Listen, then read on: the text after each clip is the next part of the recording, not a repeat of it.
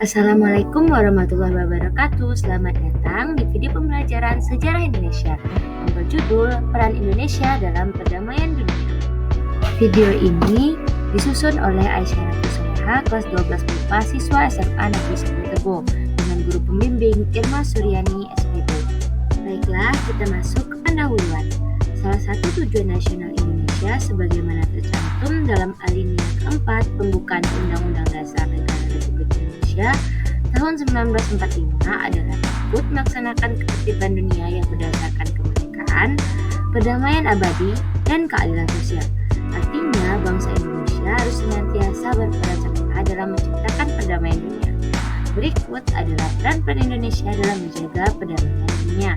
Konferensi Asia Afrika. Konferensi Asia Afrika berlangsung di Bandung pada tanggal 18 hingga 24 April tahun 1955 dan dihadiri oleh 29 negara. KAA menghasilkan dokumen Declaration on the Promotion of World Peace and Cooperation yang dikenal sebagai Dasar-Sila Bandung, yang berisi penolakan penjajahan dan menuntut kemerdekaan negara-negara Asia dan Afrika. Berikut adalah peran Indonesia dalam KAA. Yang pertama, sebagai negara penggagas KAA, yang kedua sebagai penyelenggara KAA, dan yang ketiga sebagai tuan rumah KAA. Misi Garuda. Konflik di Timur Tengah pada 26 Juli 1956 menimbulkan kegaduhan di beberapa negara. Demi memelihara perdamaian di Timur Tengah, Sekretaris Jenderal PBB membentuk United Nations Emergency Force atau UNEF. Indonesia pun menyatakan kesediaannya untuk bergabung dalam UNEF dengan mengirimkan misi Garuda. Pasukan ini terdiri dari Tentara Nasional Indonesia dan Polri. Berikut peran Indonesia. Yang pertama, sebagai kontributor terbesar ke-10 pasukan pemelihara perdamaian PBB dari 124 negara. Yang kedua, pemerintah Indonesia telah menugaskan 2.843 personel TNI dan Polri yang bertugas di 10 misi pemeliharaan perdamaian PBB pada misi Garuda 1 sampai misi Garuda 26C2. Deklarasi Juanda. Deklarasi ini diputuskan oleh Perdana Menteri Juanda Kartawijaya pada tanggal 13 Desember 1957, dilatar belakangi oleh Pelaut Indonesia yang saat itu tidak membutuhkan kepentingan wilayah Indonesia. Deklarasi Juanda menyatakan bahwa laut teritorial Indonesia bergerak di atas laut dari garis-garis dasar yang menghubungkan garis terluar dari pulau terluar. Deklarasi ini kemudian dikukuhkan melalui Undang-Undang Nomor 4 PRP tahun 1960 dan melahirkan konsep wawasan Nusantara. Agar diakui oleh negara lain, deklarasi ini diperjuangkan dalam forum internasional Konvensi Hukum Laut yang diadakan oleh PBB. Deklarasi Juanda dapat diterima di dunia internasional setelah ditetapkan dalam Konvensi Hukum Laut PBB yang ketiga di Montego Bay atau Jamaika pada tahun 1982. Selanjutnya adalah Gerakan Non-Blok atau GNB. Gerakan non-blok dibentuk oleh negara yang tidak ingin bergabung dalam ideologi, yaitu Amerika dengan aliran nasionalis kapitalis dan Uni Soviet dengan aliran sosialis komunis.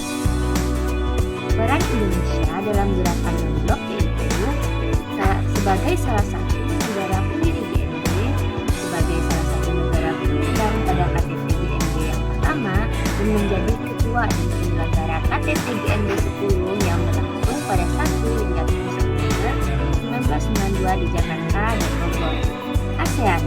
ASEAN adalah singkatan dari Association of Southeast Asia Nation atau Perhimpunan Bangsa-Bangsa Asia Tenggara.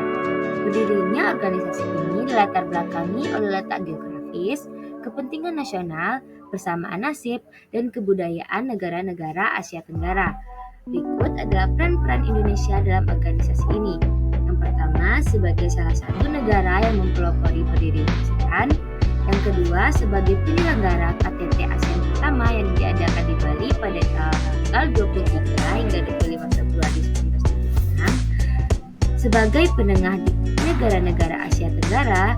Dan yang terakhir, mewakili ASEAN dalam perdamaian dunia. Organisasi Kerjasama Islam atau OKI. Organisasi ini berdiri pada tanggal 25 September tahun 1969 di Rabat, Maroko. Beranggotakan 57 negara yang mewakili penduduk mayoritas Muslim di kawasan politik, terutama masalah Palestina, tetapi juga turut serta menangani permasalahan ekonomi, sosial, budaya, dan ilmu pengetahuan.